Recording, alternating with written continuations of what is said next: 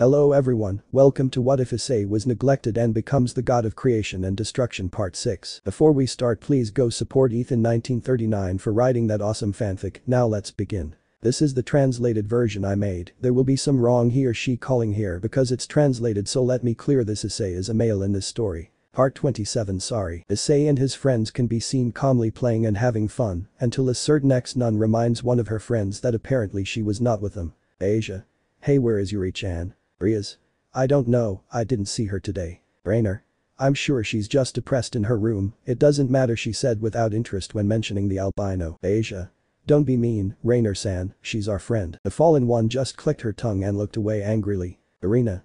Sigh, I'll go see where she is, she said, getting up. The blonde only went to the albino's room, and when she opened the door she found no one. Irina. Yuri, are you here looking for the girl? The girl looked around the room, but she didn't find anyone, and before leaving she saw a small letter on her desk. Irina. And this?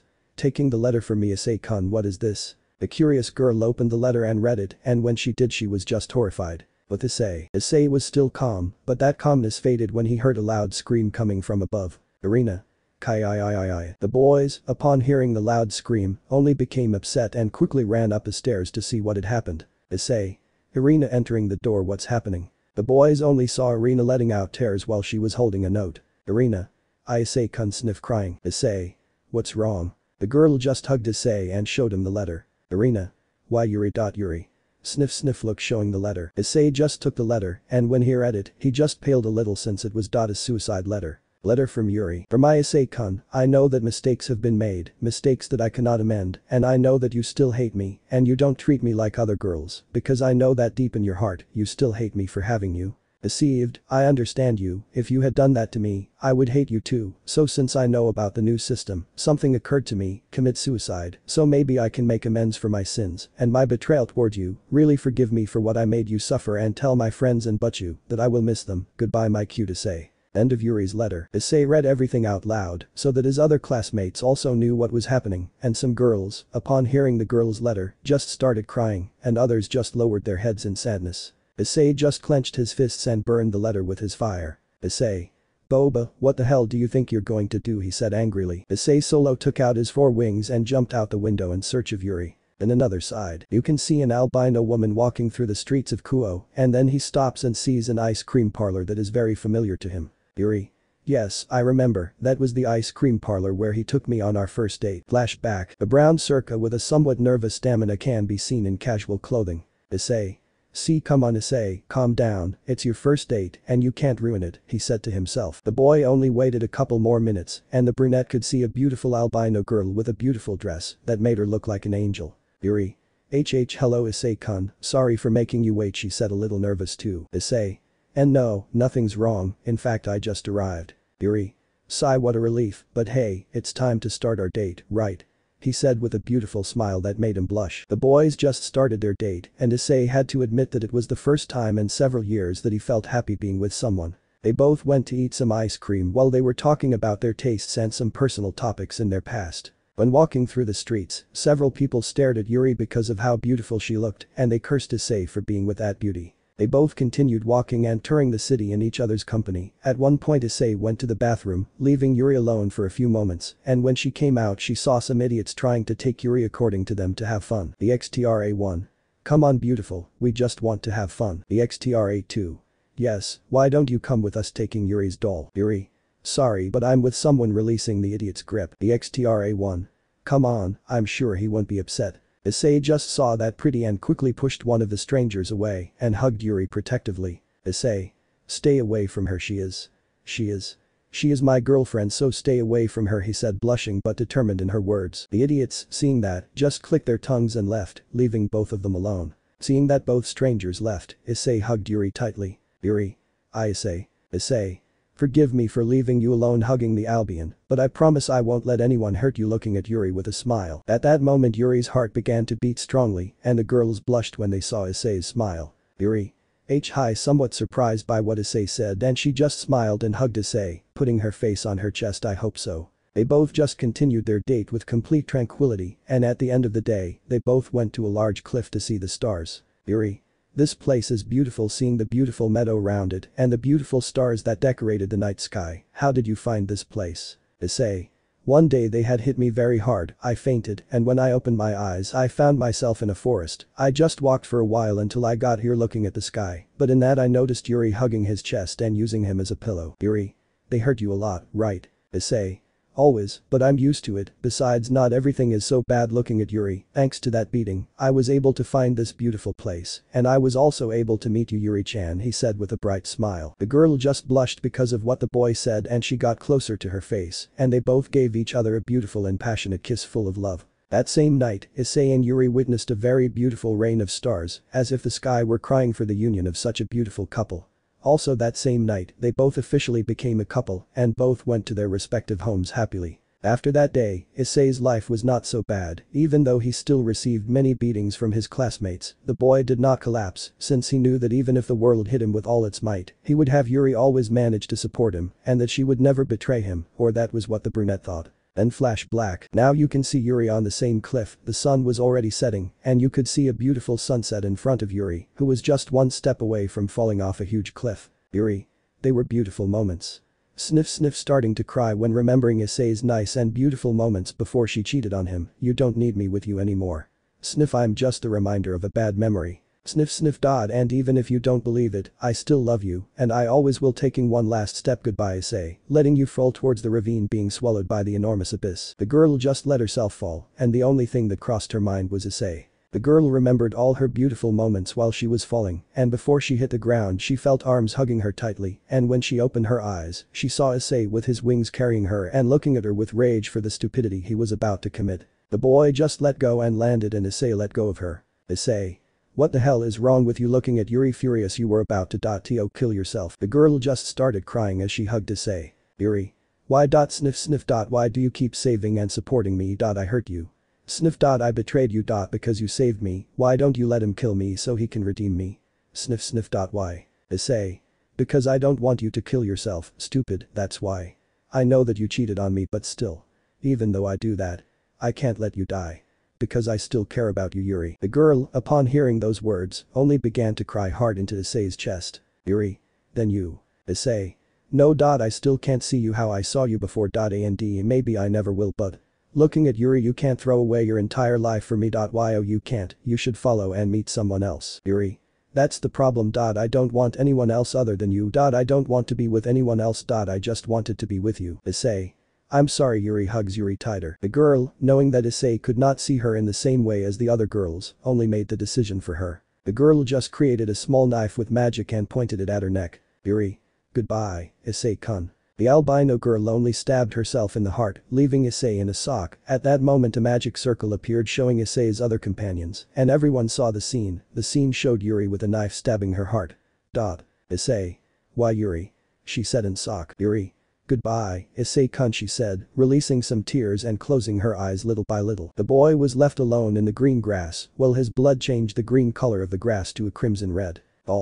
Yuri. Issei tried to use her white flames to heal Yuri's wound, but it was too late. The albino's body was lying on the ground, while the chest piece that belonged to Riaz came out of her chest, fully demonstrating that she had died. Riaz just took Yuri's piece and fell to her knees, seeing one of his friends dead on the floor. The girls only cried when they saw Yuri dead on the ground, and the boys only clenched their fists and lowered their heads, releasing tears. Issei only saw the stricken body of her friend on the ground and hugged her while she cried. Issei.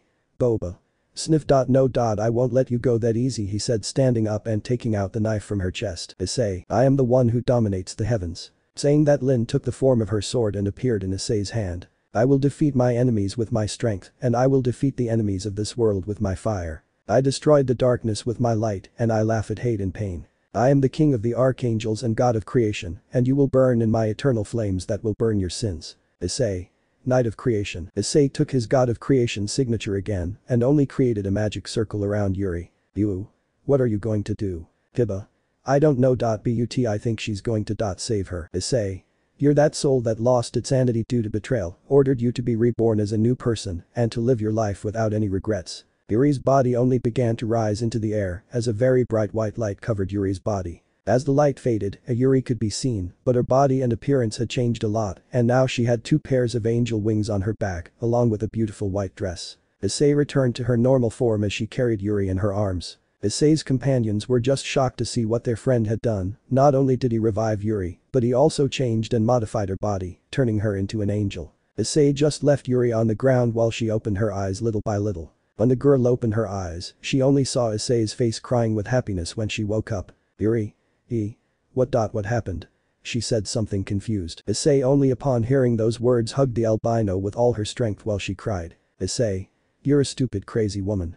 A fool, while she hugged Yuri. Yuri, upon feeling Issei's strong hug, just smiled and also returned the hug while her wings extended and also covered both of them. Issei's companions only ran to hug the albino who was next to Issei. Rias. Boba. Sniff. What the hell were you thinking while she hugged Yuri tightly? Asia. Yuri-san. Sniff. Please don't do something like that again, she said, she crying while she hugged her friend. Issei's other classmates also hugged Yuri, including Rainer, since he felt bad about all the ugly things she had said to him. Yuri. Guys. What happened? I'm not dead. Issei. No. I revived you and gave you a new body. Looking at Yuri. Yuri. So that means I can be with you now. Looking at Issei. Issei. I think so. Well, by giving you a new body you are a virgin again, so it is as if that never happened, he said, referring to Issei's betrayal of her. Yuri. Issei-kun, she said, she taking Issei by the cheeks and kissing him. Yuri was finally able to remember that quality feeling that she had forgotten. She remembered what true love was. At the end of the day, everyone returned home happy that Yuri had not died. Rias also tried to make her part of her entourage again, and in the end she became a half-demon angel by Rias' part. Now you can see Issei in her bed calmly, but then they touch her leg, drawing her attention. Yuri. Issei-kun, I can pass, knocking from the other side of the door. Issei. Of course it happens. The albino girl opened the door, showing that she had very provocative pajamas with lace that made Issei blush. Yuri. See, can I sleep with you today? Issei. Sure, come, moving the girl aside. The girl lay down next to Issei, and although they both couldn't sleep, Yuri was the one who had to take the initiative, and she just turned around and kissed Issei. Issei, already seeing what she wanted, only kissed her back while she subtly touched Yuri's body. Issei. Yuri, is this what you want? Seeing the albino. Yuri. Yes, I always wanted it, please take me and make me yours forever, she said, opening her arms. Issei started kissing and touching the girl's breasts. Issei had definitely gained a fetish with large and small breasts. Lemon skipped, please read it on website. Issei only gave one last push before spraying all of her essence into Yuri. Issei at the end of the night only fell married along with Yuri, and they both slept peacefully hugging each other. Part 28, Solving Problems. Today you can see an Issei sleeping with Yuri hugging him. After the night of fun they had last night, they have both been a little closer, and Yuri has been much happier. Time skip. Issei can be seen with his other companions having breakfast peacefully. Ella and Rainer adapted really quickly and have gained the trust of the others, not all, but enough so that they are not distrustful or already preparing an attack for them. Ethan, Yuna and Lily also liked both girls, and Ethan had told his father that if they fall in love with him, there is a good chance that the timeline will change, not in a bad way. But maybe he will have more sisters in the future, which made him happy, but at the same time somewhat uncomfortable, since he hardly had any privacy, and by getting more sisters that privacy would perhaps disappear completely. Issei also spent time with his children having fun and playing, but at that moment a magic circle appeared in the middle of the patio of Issei's house, where the leaders of the factions came out with Auden. Rias. Ani-sama. Asia. Azazel-sensei. Hella. Father. Azazel. We hope we haven't interrupted something. Issei. No, but what are you doing here? Surziches. We need help for an important mission. Issei. What's happening now? He already said lack of his problems. Azazel. Don't worry, we don't need your help, we need her help, pointing at Hella. All. Hella. And what exactly do you need my help for? Azazel. It's about the last talk we had, we haven't interrupted your life, so you have to fulfill your part of the deal by helping us. Hella. Well, I guess that's what I like. Issei takes care of Rainer-chan for me, she said, walking towards the leaders. Issei. Hella. Getting the goddess's attention, remember to come home, he said with a smile. Hella. Hi, she said, returning the smile along with a small blush. After that the leaders disappeared with Hella in a magic circle. Change of scene. The leaders can be seen appearing on a snowy peak surrounded by angels and demons. Michael. I see you're back, he said, entering the scene. Azazel. Nothing has happened, right? Michael. Fortunately not. Hella-san, maybe she's right, maybe the relic plus that book is needed. Surziches. I see. Do you think destroying the place will fix it? Michael. That's what I would like to think, but I'm really not sure, but to be honest, God put an end to this in his early years, I don't know how he did it, although I asked my brothers for help to investigate it. Hella. So if you already have the place and the relic, why do you need me? The leaders at that time saw Hella seriously and responded. Azazel. We think your ancient curse has something to do with this. Hella. My curse. Do you think Loki used it for his future research? Azazel. That's right, we think that's why he gave you the relic, he already planned this. He said seriously. Hela. And why? Azazel. The place has a barrier that repels supernatural beings, Loki couldn't have entered even if the tries seal. Cough. Even though he is an evil god, we believe that only humans are allowed to enter. Hela. And why don't they call a human? Or do they ask Issei to break the barrier? The black flames from it can destroy seals easily. Michael.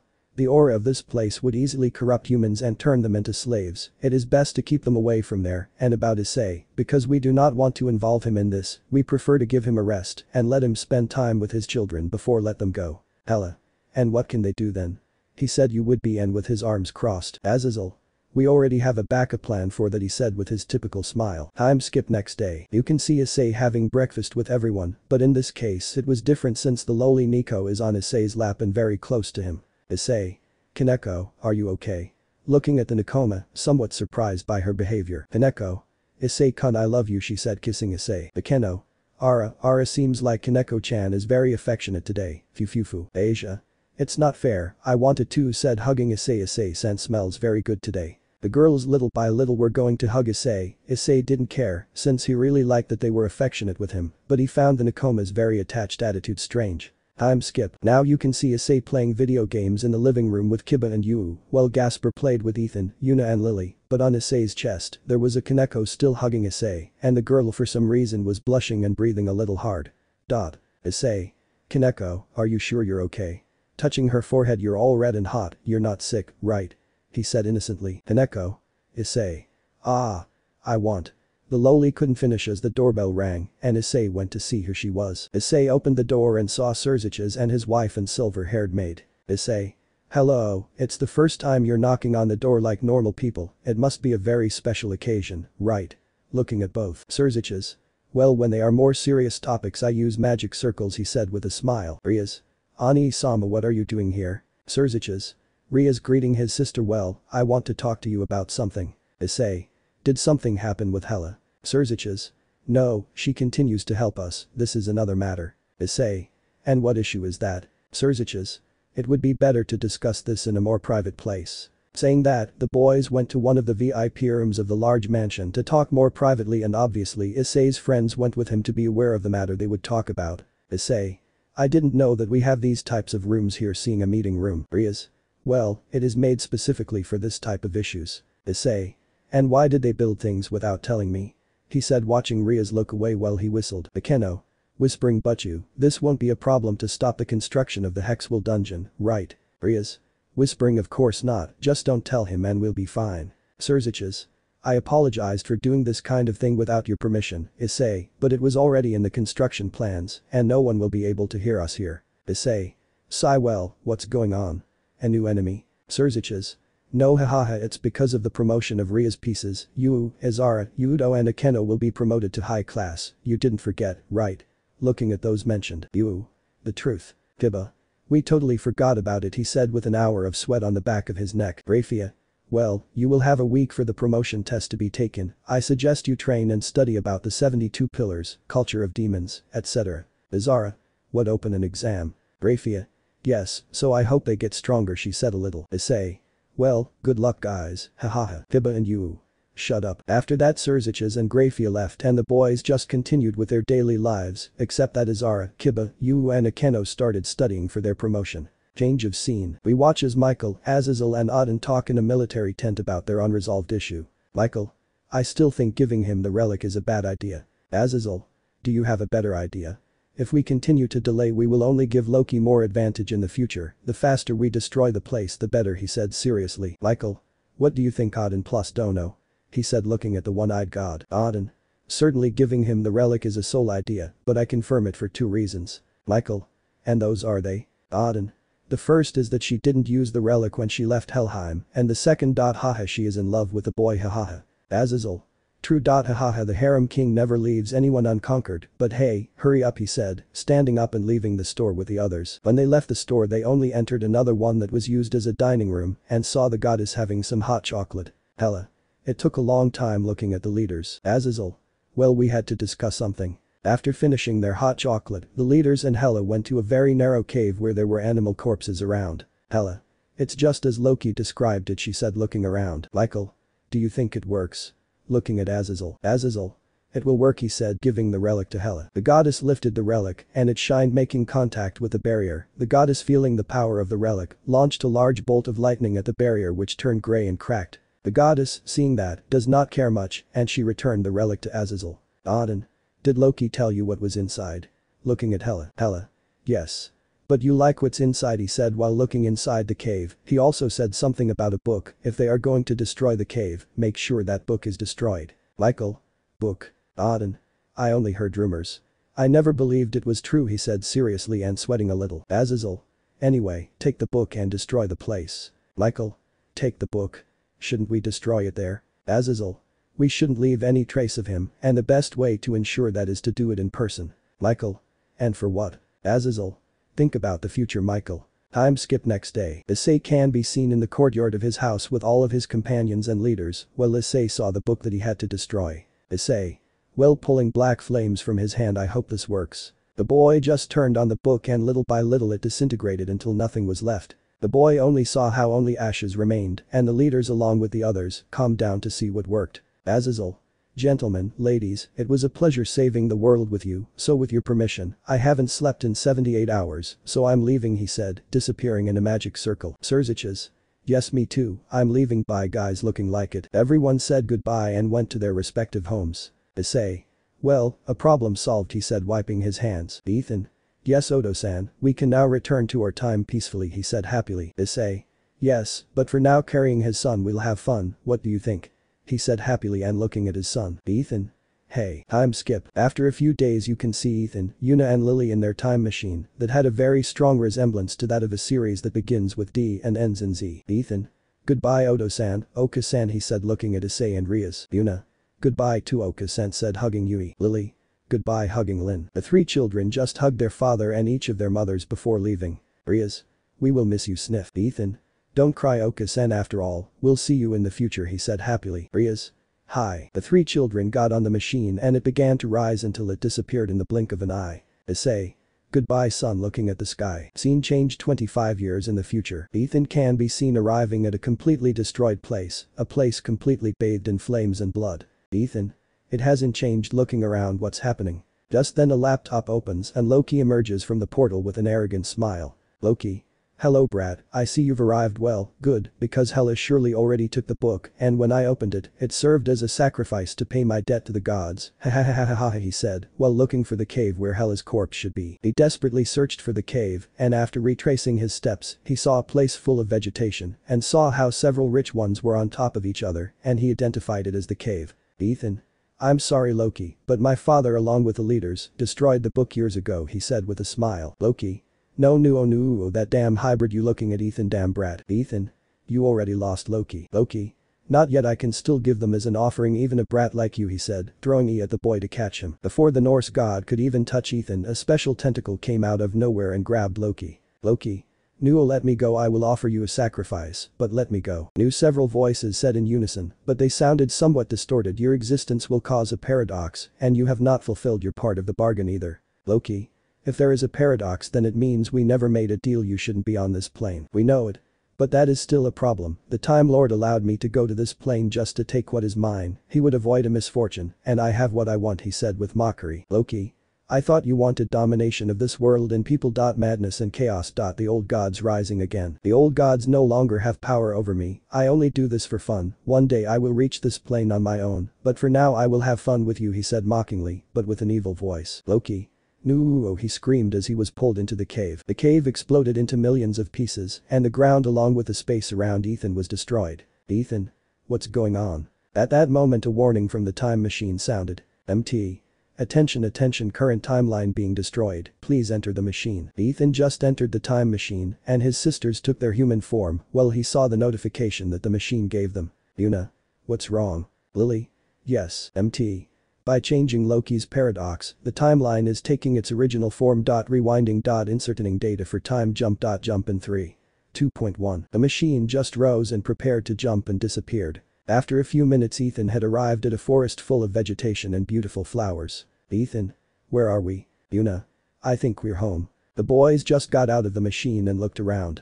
After a while the boys put away the time machine, returning the tiny one with some magic and went home. When they arrived they only saw a beautiful and large mansion, and when they entered they saw many girls, Ethan's sisters, and there was more that he didn't know about. Ethan. Oh, we're home. The girls turned to see the boy and some came out to hug him. After the boy talked to them, Ethan just looked for his father and saw him in the yard wearing glasses while he read a book. Ethan. Odo-san. He said looking at Issei. Issei. Hello son, how are you doing, said happily. Ethan alone shed some tears to see his father again and the albino returned the hug. Ethan. I miss you so much, sniffed Issei. Come on son, nothing happens, besides I was the one who spent several years being squeezed by Rias so that you were born, don't you remember? He said winking at the boy. Ethan just smiled and hugged his father again. Ethan. Odo-san, there are more girls in the room than I remembered. Issei. Well, apparently after you traveled back in time to avoid the Loki paradox. I have had more wives and daughters these years. Ethan. I understand. Issei. Come on, let's go, I'll explain it to you while we eat a couple of ice creams, what do you think? Ethan.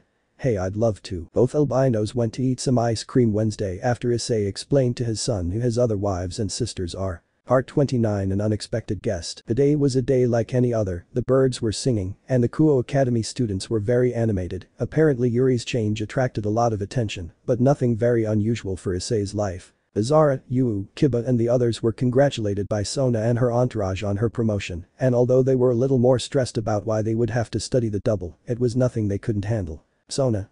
Hello Issei-kun, she said happily looking at Issei. Issei. Hello Sona-chan, he said giving her a nice kiss. How is he doing with my favorite president? Sona.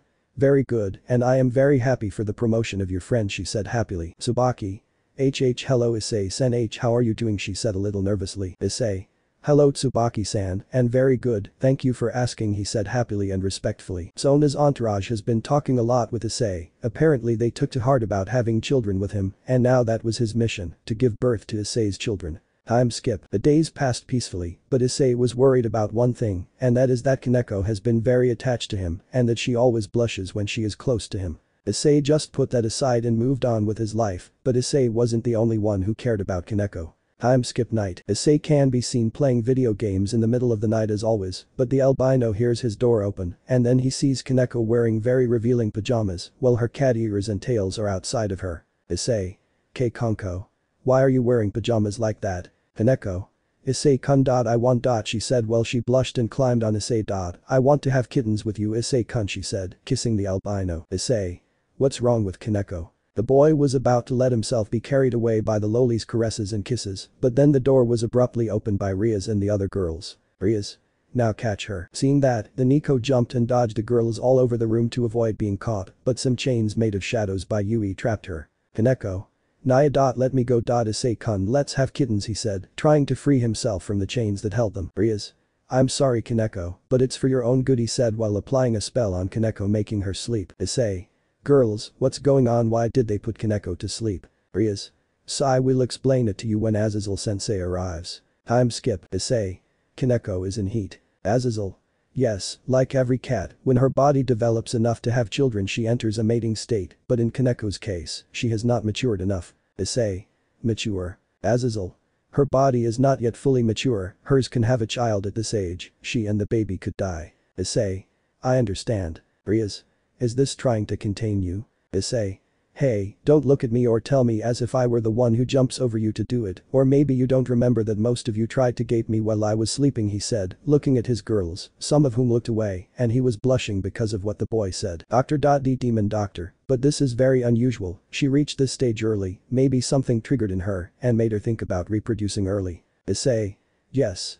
She asked me what it was, she said looking at the twins and Ravel who blushed and looked away. Azazel. By the way kid, would you mind if I bring someone to stay with you for a couple of days? Issei. For what or what? Rias. Visits. Azazel. Something like that, but these visitors could cause some problems, he said a little nervously. Issei. And why don't you take those visitors to your house, genius? Azazel. Because she specifically requested that she wanted to stay here. Issei. What? She. Azazel. You'll understand, just don't try to kill each other. Time skip next day. Issei's doorbell rang announcing that Azazel had arrived with his guest, and the albino opened the door and looked at a gothic loli that was very familiar to him. Office. Hello Issei Hyuadu, we meet again, he said looking at Issei. Issei. Don't buck with me, he said with his hand on his head. You better explain this quickly, Azazel, he said looking at Azazel who was next to the lowly. Azazel. Well. The crow couldn't speak since a platinum-haired girl jumped on top of Issei and gave him a deep kiss. Valerie. Hello Issei-kun, how are you doing? He said as he looked into Issei's eyes. Issei. Okay, now I need to know what's going on. Change of scene. Issei can be seen in the VIP room with her other companions while she seriously looked at Office, Valerie, Kuroka, LeFay, Biku and Arthur. Issei. Well, why are they here? Weren't they our enemies and terrorists? Azazel. Well, let's say that Office has an interest in Issei. Issei's girls hugged him possessively and he looked at Office in a bad way. All. He is ours. Issei. Sigh, she came just so we could dance. Well, let's just go to a place where we can fight in peace, he said, standing up. Arthur. Don't you know fear, boy? He said looking at Issei. Issei. I was born scaring fear, he said looking at Arthur with a mocking smile. The lowly just stood up and started looking and smelling at Issei as if he were a small dog. Office.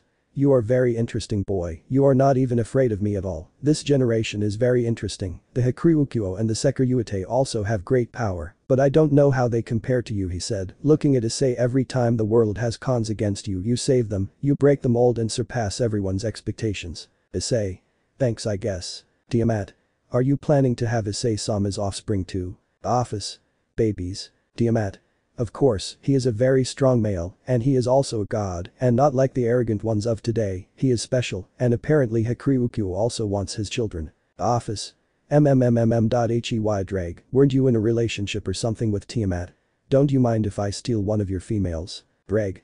Not really, in fact it took a big weight off my shoulders, and I am indebted to the boy for fixing that problem too. Hahaha thanks boy hahaha. Issei. Shut up Drake, she said somewhat irritated by hearing the dragon mocking him. Azazel. Well, leaving that aside. Issei, I want them to stay here for a few days, he said seriously. Rias. You're crazy, they are terrorists, you know that they could accuse us of treason for this, right? Azazel. Understand. All. Hi. After that talk, Valerie's team was divided throughout the house. Kuroka and LeFay went to the pool, Biku went to the refrigerator to eat something with Arthur and Office, and Valerie spent their time close to Issei. Time skip. Now you can see Issei playing video games with Office. Apparently Dragon Lily was completely captivated by Issei's video games and liked to play them with Albino. Office. AI, this control does not work, he said, throwing the controller to the ground. Issei. Yes, that's simply what losers say, hahaha. She laughed while the lowly made a tender pout to see how Issei made fun of her. Office. Again, let's go again, he said taking control. They both began to play again, but on Issei's sword there was a somewhat restless Kaneko smelling Issei's body. Kaneko. Issei-kun. Ah. She said somewhat desperately. Issei. Sweet Kaneko, she said taking out a chocolate bar and throwing it, making Kaneko catch it and eat it. Kuroka. Ara, it seems that Shirin is in her mating season, she said, mating with LeFay. Issei. Yes, I have to give him sweets to distract him and calm down, but it's nothing serious, she said without taking her face off the game. Kuroka. Fufufu, do you want me to help you, Shirin, she said with an evil smile. The older Nico jumped on Issei while she tore off his shirt, revealing her marked body, causing Kuroka, Faye, and Valerie to blush as she saw it from the other couch. Kuroka. Not bad, Fufufu, it seems like the girls won the lottery with you. Haneko. Issei. She said she's starting to kiss Issei. Issei. Shit, I can't, and even less here. The boy just snapped his fingers and chains trapped Kaneko and Kuroka, preventing them from touching him. Haneko. Issei-kun, I want your kitten, she said trying to get rid of more chains. The albino lowly tried to escape, but she was put to sleep by a black smoke that entered her nose. Kuroka. Wow, Shirin is really looking forward to Fufufu, but hey, I know she can't get pregnant at that age, so you can let me go now, she was just playing. Issei released Kuroka and left Kaneko asleep on the couch. Issei. Damn, could you not joke like that, Kuroka? Kuroka. Hey, let me have some fun, she said with a mocking smile. At that moment, Issei hears a camera flash sound and sees Faye and Valerie taking a photo of Issei's abdomen. Issei. Hey, delete that. Valerie, I don't know what you're talking about, she said playing dumb. And you, Faye? The Faye. Nope, nothing at all. Issei. Sigh, it's going to be a long day. Time skip. After a few hours you can see all the boys eating in the dining room while some were talking, Azara and Valerie were arguing, while Drake and Albion were talking, and the others were just doing their thing. Basara. Ara-san didn't know we had so many guests, he said watching Biku and Arthur devouring the food. Issei. Yes, it's Azazel's request, and well here we are seeing Azara next to Valerie fighting. Biku. It's delicious, Mrs. Hayudu, he said happily. Arthur. Can you please give us more? Basara. Of course there is a lot for everyone, eat as much as you want. Issei along with his other classmates and guests ate and enjoyed their day at Issei's house. Time skip. Now Issei can be seen entering his room, but when he opens it, he sees a blue-haired dragon changing. Tiamat. Hello Issei-sama said watching Issei enter. What? You like what you see? He said with a mocking smile. Issei. Tiamat, what are you doing in my room? Tiamat. Well, I like your smell, so sometimes I lie naked in your bed she said innocently. Issei. Sigh I'm going to ignore what you just said he said tiredly. Issei only entered his room, but little by little he began to smell a somewhat strange smell. That smell invaded his nose and made him a little dizzy. Issei. What is this smell? He said something dizzy. Tiamat. Wow said hugging Issei's sword, I think those are my pheromones said in a mocking tone, the little Nekomata I think stuck it to me, and now I'm going into heat. Issei. What? The boy did not finish speaking since he felt the blue-haired dragon's lips join his. Tiamat. Don't worry, Issei-sama, I'll be gentle, after all, it's my first time he said with a somewhat evil smile. Tiamat just laid Issei on his bed and began to kiss and caress him, letting his dragon hormones invade Issei's mind. Issei just sent everything to hell, and he also began to touch the dragon's voluptuous body, making her moan. Lemon skipped please read it on website. Issei just sighed tiredly although he was much more relaxed now. Issei got dressed and went down to the living room again and saw Office still playing video games and the other girls playing a strange game that they nicknamed Issei's body domination. Rias. Hahaha you don't have a chance Issei's body is all mine and now when I beat you, I will claim it as mine she said with a mocking smile as she looked at Valerie. Valerie. No. How is it possible? I was winning. My dragons. Rias. Your dragons are no match for my best card. Exodia appears. Valerie. No. Issei only saw that with a bead of sweat on the back of his neck since he felt that all the girls had lost against Rias and the only ones left standing were Yui and Lin. Issei only returned with Office although she noticed a slight change in smell on Issei's body. Office. Sniffing what happened to your scent? Issei. Office. Before you had more hormones, now they seem to have calmed down, what happened to you? Issei. I just took a relaxing shower, maybe that's what it was. Office. Well. Do you want to continue playing? Issei. Sure, I hope that in these hours that I wasn't there I do better. Office. You won't know what hit you she said looking at Issei with a smile. They both just continued playing and at the end of the day Arias was the one who won so she could go to bed tonight with Issei. Part 30 Unexpected surprise. The day was a nice and beautiful day. In a couple of days it would be Azara, Kiba, Yu and Akeno's test. Issei didn't really think that was a big deal since he thought it would just be a simple exam like in schools. After a while you can see Issei waking up little by little and the boy felt great warmth and softness and when he opened his eyes completely he saw that he was asleep between Ria's and Tiamat's breasts. Apparently the dragon went to bed silently when they were both asleep. Issei. Yawn I think it's time to wake up he said trying to get up but a hand stopped him. Tiamat. Come on, Issei-sama, stay a little longer she said, lying down with Issei again. Issei. Were you awake? Tiamat. Well, let's say that it was very difficult for me to sleep since yesterday I slept almost all day because of what we did he said in a flirtatious way. Issei. You were the one who attacked me with your dragon pheromones. Tiamat. Yes, but you were the one who didn't stop until I fainted from pleasure she said, caressing Issei's head. Issei. Sigh okay, but it's time to get up, remember that we have guests he said getting up and changing his clothes. Time skip. Issei got up and prepared breakfast for everyone and after everyone got up and ate Issei's delicious breakfast, everyone returned to their usual activities and those in summary were doing nothing. Issei. Today seems like a nice day he said, seeing the completely blue sky along with Hella and Rainer. Hella. Yes, I never get tired of seeing that beautiful sky. Rainer. Issei-kun, how about we go have fun today she said excitedly. Issei. I would like to, but we still have Valerie's team here he said while looking at Biku, who was trying to fight Cerberus and Garm, but in the end both dogs trampled him and then left Sai, didn't you tell him to leave them alone? He said looking at Hella. Hella. I told him but that Biku is still upset because Garm snatched the sandwich from him. Rainer. Well, how about we all go, so no one will cause problems. Issei. Well, it's not a bad idea she said analyzing what the girl said well, that's fine, so Office will get away from the screen of her video game. Time skip. You can see all the kids walking through the streets of the city strolling and enjoying the day. Iku. Wow, what is that she said she pointing to a restaurant that said all you can eat. Issei. It's an all you can, they serve you a lot of food if you manage to do it all you leave without paying. Iku. Perfect, come on Arthur she said entering the site with her friend. Valerie. And that. She said while seeing a large building of clothes. Rias. It's just a clothing and other things store, what? Would you like to come inside? Valerie. Well maybe she said a little nervously. Albion. That will be good for you, mate, it's been a long time since you've done something feminine. Valerie. Shut up, Albion. The girls only saw that with a bead of sweat on the back of their necks and took Valerie inside the store, leaving only Issei and Office. Office. Well, what are we going to do? She said, she looking at Issei. Issei. Well, I think I have a place in mind, she said with a smile. The albino already took him to a clothing store so Office could change her outfit. Office. A clothing store. So that. Issei. Obviously for you to change your clothes, the one you're wearing. Well, it makes you look like an exhibitionist loli. Office. Who are you calling exhibitionist loli? For your information, I am much older than you. Issei.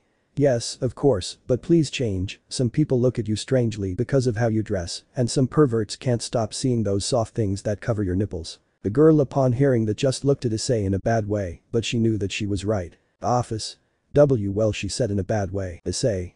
Well, let's go, she said, taking Office's hand and entering the store. The boys came in and tried on various outfits for the dragon loli, and when they left, Office continued with her gothic style, but now she looked more like a girl than an exhibitionist. Office. I don't dislike these clothes at all, plus they are very soft and comfortable, she said, feeling her soft pink jacket. Issei. I'm glad you like it, now you do seem like a normal person, although you look like a girl, hahaha, he said, looking at Office while laughing. Office. I'm not a girl, I'm thousands of years old, she said, tenderly hitting Issei's chest. Issei. Yes, okay, well, let's go, taking Office's hands. Office. Where to? Issei. Believe me, you will like it a lot, she said with a smile. The dragon loli could only trust the albino, but she for some reason felt somewhat happy being with him, like when they both played video games at home, she really liked Issei, and it seemed fun to be with him. Issei took Office to the paradise of video games, to an arcade where thousands of games wait to be tested by the dragon goddess. Office. Wow, what is this place? Looking at the thousands of games. Issei. It's an arcade, here you can try many games without stopping, she said, looking at the dragon lily. Office. Yes, come on, he said, taking Issei's hand and taking him with her inside. Office was delighted to see so many different games, the dragon, as she expressed, we are in the paradise of games. Issei was grateful, since she claims to be more than 1,000 years old, but even so, she acts according to her height. Issei and Office had a good time playing and having fun, and with a large number of tickets they won, Office bought a stuffed dragon, according to her, it is a kind of trophy for the overwhelming victory in the games. Office. I've never had so much fun, she said happily. Issei. Well, I'm very happy, but I don't believe you say that stuffed dragon you're carrying is just a trophy for you, right? Office. See, shut up, it's my trophy, it's just that, she said, something embarrassed. Issei. Yes, okay, hahaha. Office. Don't laugh at me, she said, angry and hitting Issei. They both continued walking until they met up with the others, they both reached the giant building where the girls were, and they all came out, but behind them was a blushing Valerie with an outfit that didn't take away from her rudeness, but she seemed prettier than usual. Valerie. How do I look? She said, blushing and looking at Issei. Issei. You look beautiful, haha, he said, somewhat embarrassed. The albino only blushed but smiled at the boy's comment. After that stop they went to look for Biku and Arthur. Apparently Biku had devoured all the food in the restaurant, and Arthur just bowed and apologized for his partner devouring all the food in the restaurant and had basically left them bankrupt. The boys continued with their tour, but a certain ex-nun had noticed that 3 of her companions had not appeared all day. Asia. Hey, have you seen Kiba-san? Zenovia. Now that you mention it, we haven't seen you or Gasper either. Irina. Yes, he always likes to buy nice clothes with us, and this time he hasn't been with us. The friends and colleagues of those mentioned were looking for the missing boys, and at one point Issei found them inside a bar, but not just any bar, it was a bar for girls or older women. That is MILFs. Issei. This is a girls' bar, seeing the sign for older women specifically, what the hell are they doing here? She said, she listening to the voices of the 3. Issei entered without her other classmates noticing her so as not to cause them unnecessary embarrassment. When she entered I could only see several hexy older women, trying to make them both more intoxicated than they already were, all except Gasper. WOMAN1. Come on handsome, have one more drink, she said, giving another drink to you. WOMAN2. How cute you look with those clothes, but I'm sure you would look better without them, don't you want to take them off? She said as she unbuttoned Gasper's shirt. WOMAN3. Come on sweetheart, we just want to have fun tonight and relax. Whispering to Kiba with a seductive voice, could you help us relax? The 3 boys were blushing, and Gasper unfortunately decided to wear men's clothes that day. Issei was only laughing a little at the scene he saw, but quickly intervened before his companions were drunk and gaped by the women around them. Issei. Excuse me ladies, getting the attention of all the women, but those are my friends, and now they are going to come with me. Every woman who saw Issei couldn't help but blush and lick her lips predatorily. Asper. Issei-senpai, he said, hugging Issei like a scared little child. I'm afraid of them, let's go. Issei. It's okay, Gasper, we're leaving. WOMAN4. Ooh, come on, handsome, stay with us, I assure you that you will have fun with us, she said, taking Issei by the chin, who didn't even flinch. Issei. I'm sorry, miss, each of you are very beautiful, and I am truly very honored that you are interested in me, but unfortunately, you already have many girlfriends, and they would be upset with me if I slept with any of you, he said, taking off the woman on top. You. Brother.hip. What are you doing here? Hip. Fibba.issei. Hiccup. Issei. What am I doing here? A couple of idiots, they got carried away, and now they're drunk. Sigh, come on, the girls are waiting for us to go home, he said, starting to pick them both up. Fibba. Issei.hip. I love you very much. Hic. I've never told you. Hic. But I love you, friend. Hip.me. 2. I love you, brother. Hiccup. Issei. Yes, whatever they say, we're leaving, carrying them to the door. Issei took Gasper and the other two drunk friends to the exit, but suddenly the exit was closed and a purple barrier prevented him from leaving the premises. Ahahaha, I'm sorry, handsome, but now you will be our food today, he said with a smile. Suddenly the women around were changing, their clothes faded and showed more revealing clothes while horns grew on them. The woman's appearance also changed and showed a woman with a body to envy. Her clothes were very revealing and she had 4 horns on the head. Issei. What was missing? Looking at the women around him, Sukubi. Haha, it seems like you know the supernatural world, boy, and we also noticed that your 3 friends are demons. Who are they? Issei. Gasper. Asper. Hey. Asper's eyes glowed yellow, and at that moment none of the women could move at all. That. Issei.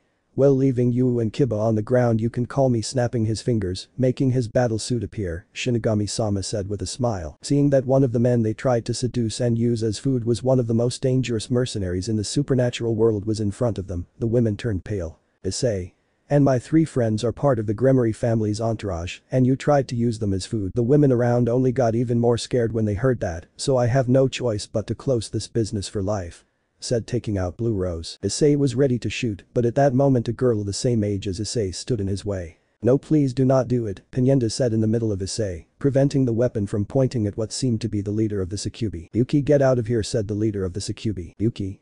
No, he couldn't let you die, Oka-san. Upon hearing that, Issei only saw them both. They had a great resemblance, and Issei also saw the determined but also somewhat scared eyes of the girl who was in front of him. Issei just sighed and lowered his weapon, and Gasper allowed them to move again. Issei. Yuki, right? He said, looking at the cute succubus girl. Yuki. Hi, she said, a little scared. Issei just walked up to her and stroked her head. Issei. You were very brave to try to protect your mother, she said, caressing her head while giving her a smile. The girl only blushed when she saw that smile, and she felt a little sad when she felt how Issei caressed her. Issei. Sigh, well, I guess it's better that we talk civilly, he said, looking at the other Sukubi who were still nervous. After a while Issei sent a message to his girls to go home and that Issei would go home with his friends later. Issei. Well, what's your name, miss, she said, looking at the leader of the Sukubi. Elizabeth Sayakub, nice to meet you. Edo. Issei. Call me Issei, it's my pleasure, and she is your daughter, looking at the pretty girl next to the woman. Yuki. I'm Yuki Sayakub, a pleasure, Issei-sama. Issei.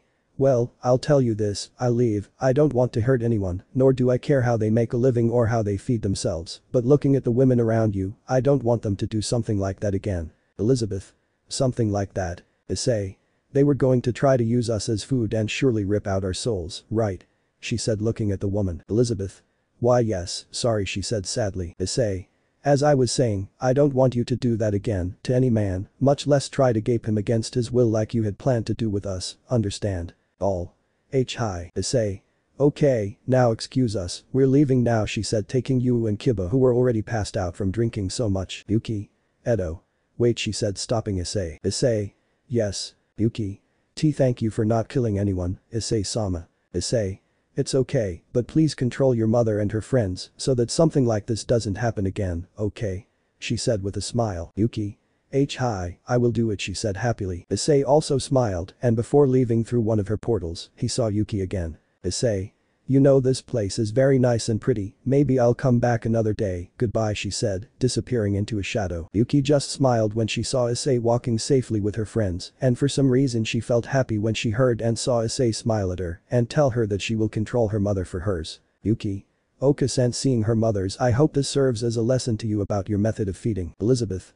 Hi, sorry daughter she said sadly. I'm Skip Issei's house mansion. Issei came out of a shadow from the door of her house. Issei just opened the door and the first thing he saw was a knocked out Biku, while Cerberus and Garm bit him as if he were a bone. Issei.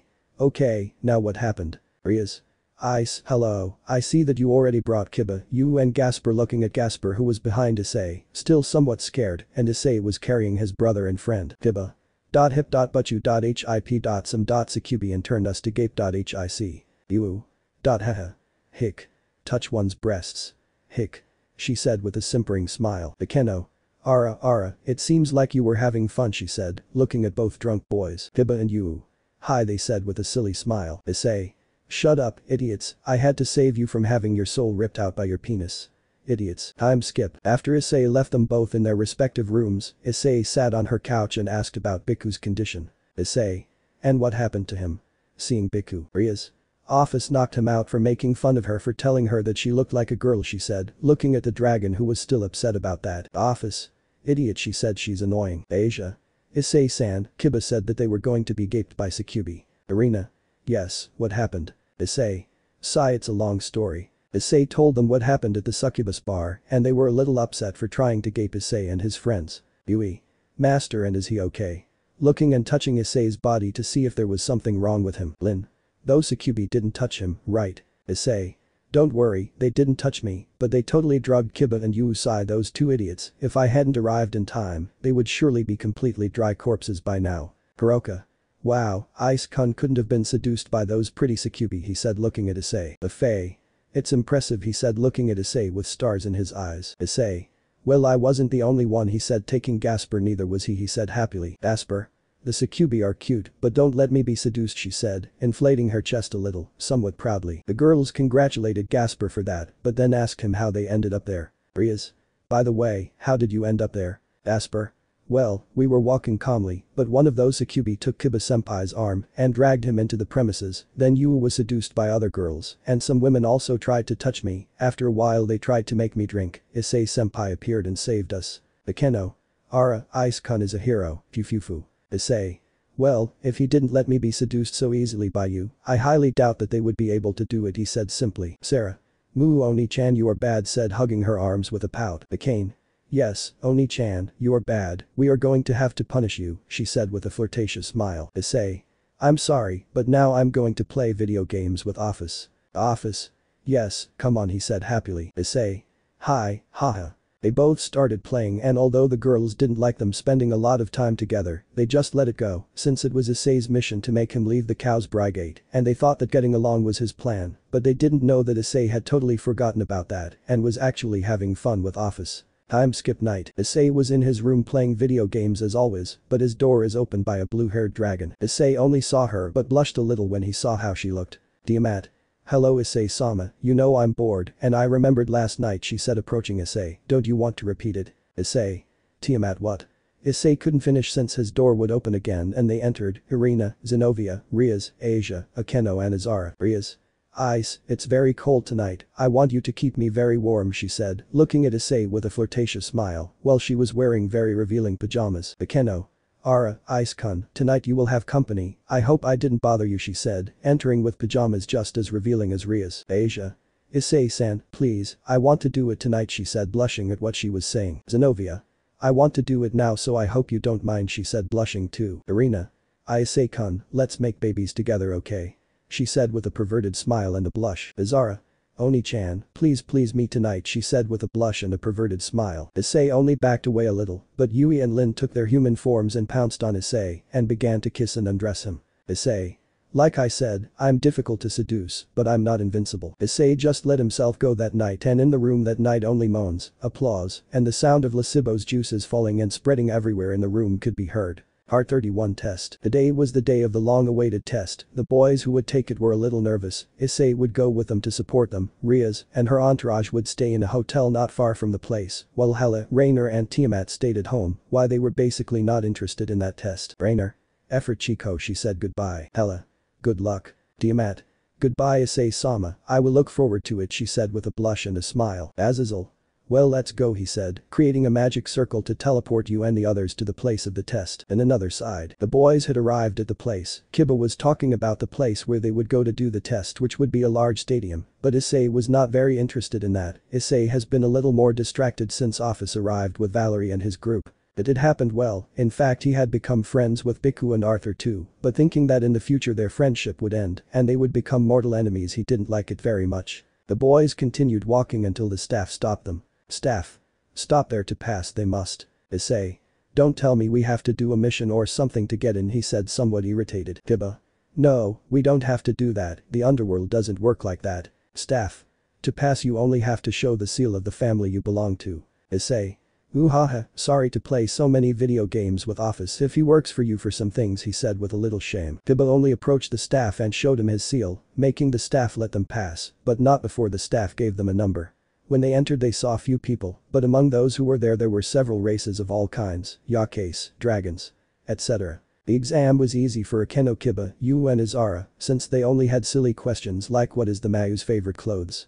Or how many times did you hit a monster and or supernatural species? Issei was thanked for one where he said, how big are the Mayu sisters' breasts? Issei showed the question to Rias and became enraged, hitting the examiner with several spells, while Issei wrote down exactly what Ria's breast measurements were for fun. After the written exam, they went on to the physical exam, which was to face a demon who was the examiner. Kiba and Yu passed the exam easily, thanks to the intensive training of Issei who helped them a lot, and Akeno and Izara just almost killed them. To the examiner with some spells like that passing the test. The boys passed by normally, but Issei being in that place would obviously catch the attention of some. The EMON1. He is the mercenary most feared by the entire supernatural world, he said looking at Issei. The EMON2.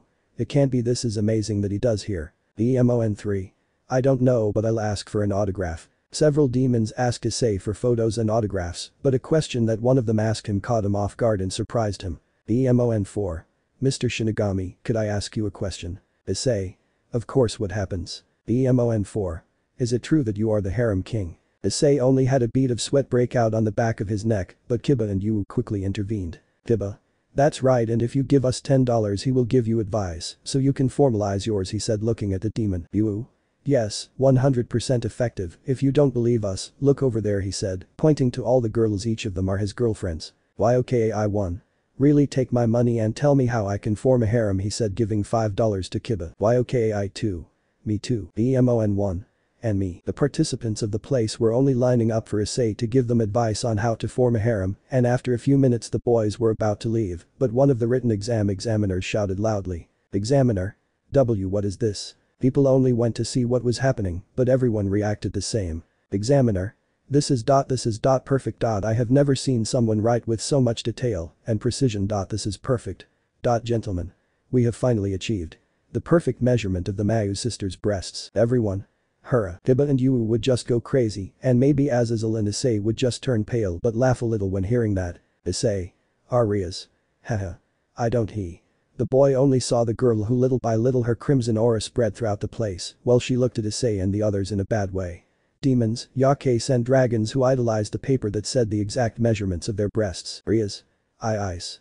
Baka, he said, throwing a large flame of fire towards Issei and the participants, making the paper burn and singe next to the participants and examiners, and Issei only covered himself with a wall made of shadows and tried to calm Rias down. Time skip. When the boys finished their tests they just went to rest and eat. The girls were eating while talking about their things, and Kiba and Yu were just counting the money they earned today. Kiba. 998.999. And 1,000, he said. He finished off against his money. Yu. It's not bad, we get $1,000 on a normal day, we should dedicate ourselves to this. Issei. Shut up, you two idiots, that money should be mine, I was the one who gave advice to those guys, you only received the money, he said, looking at both of them. Azazel. Yes, but hahaha, I can't believe that they wrote the exact measurements of your girlfriend's breasts. Hahaha, damn, what a shame I couldn't read it, he said mockingly. Issei. I only did it as a joke, I didn't think they really expected a messiah to come to reveal one of the secrets that the entire society of demons and other species wanted to know so much. Asper. Haha, yes, but it was funny when Butchu almost incinerated several of the demons and yakeis who read that paper, he said, laughing a little when remembering that. Issei. Well, you're right, and tell me, Azazel, where is Office and Valerie's team? Azazel. They are in a cafeteria in front of this place. I hope that Al has influenced her. If the Harem King conquers office it would be a relief for us and also for Valerie. Say. I'm not going to do that, he said looking at Azazel sigh. Besides, we were just playing together and having fun. I don't think it's a big deal. Azazel. Well, with your luck you will soon conquer every species in this world, so don't give up, we are counting on you, he said smiling and looking at Issei. After a few dishes the boys were talking about their abilities and powers and the girls seemed interested in the topic. Asia. Hey Issei-san, do you think it can make me stronger? Issei. Well, your skills are already maxed out, but I think you can do a balance breaker if you try hard. Asia. Really, she said excitedly. Issei. Yes, I can even help you if you need it, she said, caressing Asia's head. Azazel. Now that I remember, you tamed a familiar spiked dragon. Well, maybe now it's small, but in the future, it will be the size of Tannen, she said looking at the blonde. Asia. Little Rasei. Really? Azazel. Yes, or well, that is what he created. Maybe in a battle you will call him like Issei does with Cerberus, so that he fights at your side. Issei. I didn't know Asia had a family member. Riaz. I'm sorry but you weren't there at that time, but if you want one we can look for one. Issei. No thanks, I already have Cerberus, as the saying goes, a dog is a man's best friend, and when I created him for the first time we became best friends, she said with a smile. Tiba. Hey, what do you think Issei's future family member could be? You. It should be something really huge and powerful like Tiamat, or maybe a girl. Issei. Shut up, you're not helping. Greg. Hey Fallen, have you done what I asked you a long time ago? Azazel. Yes, why? Greg. Well, the boy should know, along with my partner and her brothers. Issei. Know what? Azazel. First I want you to calm down, this will sound a little strange and uncomfortable. Sigh. Well, it's been a while now, Drake has taken control of Azara's body and has come to my office asking to investigate something. Azara. What? Drake, how do you take control of my body when I sleep? Drake. I think we got off topic, continues. Azara. Don't change the subject to get away from answering, idiotic dragon, she said angrily. Azazel. Well, for a long time now, Drake has felt a certain familiarity with Issei and Azara. Issei. Like, familiarity? Azazel. Well, Drake. In one of their wild nights of Hex Azara let out a little power and you absorbed it like he was a sponge. Azara. Drake, I told you not to be spying when we do it, she said even more angry and blushing at the revelation that Drake had seen and heard them having Hex through booster gear. Drake. Well, excuse me for worrying about you, I was just going to tell you about controlling your dragon instincts and by chance at that moment, you two were doing it. Azazel. Cough cough, I think we got off topic again. Well, the fact is that I took a bit of the DNA of both of them and their brothers to see what their roots were. Issei. Wait, exactly how did you take our DNA? Azazel. Well. Flashback. You can see an Azazel dressed as a ninja entering Issei's house. That night Issei was having Hex with several of his girls. Azazel just sneaked to the bathroom and grabbed a little hair from Issei and his brothers and then left completely disturbed to hear the girls' moans and the various applauses. Then flashback. Azazel. You don't want to know. Issei. Okay, I will ignore what you just said along with my question, continue, he said, giving the floor to Azazel. Azazel. Well, Baraquiel and I investigated and discovered that you and your sister have a great descent coming from Europe, more specifically from a kingdom recognized by its ruler. Drake. Please tell me what's not. Azazel. I'm sorry Drake, but yes. The land of Princess Catalina. Any of your lovers Drake. Mother of Aren, and one of the ancestors of Issei and Azara, he said seriously. All the boys were shocked by what the fallen man said. Issei. So you're telling me that Drake is? Azazel. Yes, Drake is your great-great-grandfather, he said seriously. Issei. You have to be kidding, he said looking at Drake with some disgust. Drake. Hey, don't look at me like that, young man. Hey, it feels good to say that. Issei Solo just pushed at Yui to try to destroy her glove, but he was stopped by Yu and Kiba. Azara. So, Drake is my grandfather and that of Issei, Yu, Sarah and Akane. Azazel. I'm afraid so. Drake. Hey, I don't think it's that bad, after all you're descendants of a great guy, right? Issei. The cool guy who got sealed for fighting with his stupid friend. Or the cool guy who got most of his lovers killed because of him and didn't keep his promise. Or wait, the bucking idiot who almost killed my sister and your carrier. Why did one of your failed promises come to exact revenge and I had to fix it? Drake. If you say it like that you make me look bad. Issei. I swear I'll kill you, I swear I'll kill you, he said taking Yui again to break her sphere and kill him, but he was calmed down by the girls and boys. Azara. Well, and that's why Oni-chan and I have so much power. Azazel. Well, you already have a lot of power, but deep inside you there is true dragon blood. Yui. I love that it would perfectly explain his change in attitude towards Hex. Akeno. Ara, that side of Issei comes thanks to a few Drake genes. Lin. Most likely, perhaps his dragon genes manifest during spawning as a dragon, letting itself be carried away by his instincts. Dreg. You're welcome kid. Issei shut the buck up. Akeno. Ara, so the part I like the most about Issei comes thanks to Dreg Fufufu. Rias. It seems so. Issei. I feel more and more sick of myself he said touching his stomach. Bizarra. And then, that's why Oni-chan can absorb dragon power. Azazel. It's a possibility, maybe the dragon power doesn't work because Issei absorbs it for some strange reason, as if he will feed on it he said thinking. Yoo. And we can't do that. Azazel. I'm not sorry, for some reason you don't have the same genes, apparently you lost them, replacing them perfectly with those of your parents, but Issei and Izara don't, they were able to keep them. Issei. But I'm adopted, how can that be? Azazel. Well, it's not the first time that someone's bastard son comes to light, perhaps Eren had more descendants and continued to pass from generation to generation until he passed to you and Izara. The boys were thinking about their own thing, but suddenly a purple cloud appeared and covered everyone present. Issei. Well, it's time for fun. Part 32 of False Hero. The boys were now alert as a purple mist that they all recognized appeared around them, covering them. Issei. It's time for fun. The purple fog after a few seconds had brought Office and Valerie's team, and when the fog cleared, they only saw Cao Cao in front of them, along with Georg. Azazel. Well, what does the leader of the hero faction want? Cao Cao. What's not obvious? Issei. Not really, what? Are you here to get revenge for the other time I kicked your ass? Cao Cao. Shut up, I didn't come for that he said walking towards the boys. Issei just stood in front of him looking at him seriously while his teammates stood on their guard, even Valerie's team. Lefei. What is he doing here? Did the plan fail? All? Plan. Valerie. The plan was to disguise Office as Biku, trapping them as bait, but it seems we failed he said, looking at Cao Cao. Kuroka. I suspect it was more of that Naya. Issei. And what do you want then? Cao Cao. Issei Hyuadu, I want you to look carefully at what I'm about to do he said seriously when he said to Issei. The man only pointed his spear at Office and stuck it in his belly, the spear after that began to shine, the glow was very intense and did not allow him to see anything. Issei had to create a dome of shadows so that he could see both, and then in a few seconds, Issei removed the dome, revealing that the spear had left a large hole in the dragon Loli's stomach. Cao Cao only took out his spear, revealing the large hole that had been left in the Loli's stomach more clearly, but she was not bleeding on her own. He remained motionless as if he did not feel any pain. Cao Cao. Now you see the level she has, if she had wanted she would have killed me before my spear had touched her, you are very. The man could not finish speaking since he saw Issei playing with his cell phone. Idiot is listening to me he said angrily. Issei. Not really, and I don't really care, if you just came to show us this taking out Blue Rose, then it's time for you to leave or die he said with a smile. Before Issei shot a white-haired girl he stopped him. Valerie. Cao Cao, that you come only with one person makes me think that you are brave and stupid he said looking at the hero. Issei. In short, a conceited man. Cao Cao. Haha I don't blame you for seeing me that way, if I were you I would do it too, but let me tell you that right now Georg is enough, he said with an arrogant smile. Valerie. You look very confident Cao Cao, did you get the so-called Dragon Eater? Hahaha well, I guess you would never risk it without your Dragon Slayer powers he said mockingly and wisely calling him a coward. Cao Cao. I see that you managed to get some information, it's a shame it's incomplete he said with a mocking smile. Valerie. What? Cao Cao.